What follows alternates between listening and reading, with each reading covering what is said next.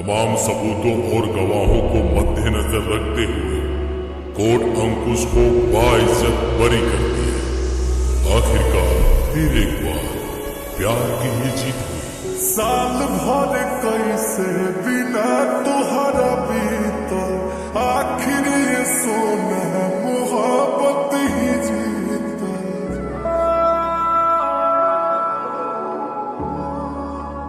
साल भर कैसे बिना तुहरा बीतल, आखिर ये सोना मोहब्बत ही जीतल। जान हो दिल से रिहा होई गईनी, काट के सजा तय हो जान दुनिया के प्यार की देखावे। आजा से नूरा लगावे, आजा किए हो जान हमारा के अपन तू बनावे।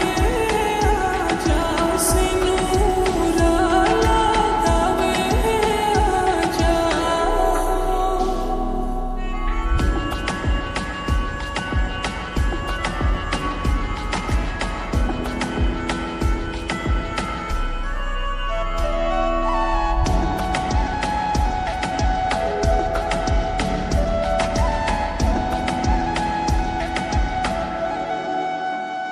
का फसाना भइल, संगे गाना भइल, जब से मुजरिमी तोहर हो दीवाना भइल। जाने छोड़ो बात अब नइखे सहा, देह सूखा पड़ल बाटे खो जाता साथ। बेरी बेरी तू याद पुराना का कर लू ताजा। तय हो जान दुनिया के प्यार की देखावे। आजा से नूरा लगावे, आजा किए हो जान हमारा के अपन तू बनावे।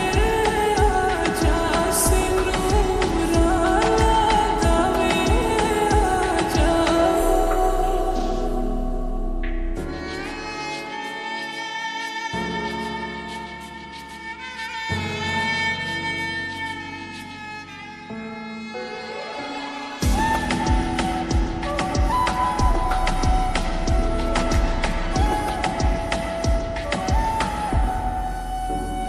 बड़ी तड़पाता हो, बड़ी तरसता हो, दोनों अखिया बिना तोहरा बरसाता हो। नाही मानेला मन धन करो मिलन, अंकुश आइबो ना तो आज मर जाएब हम।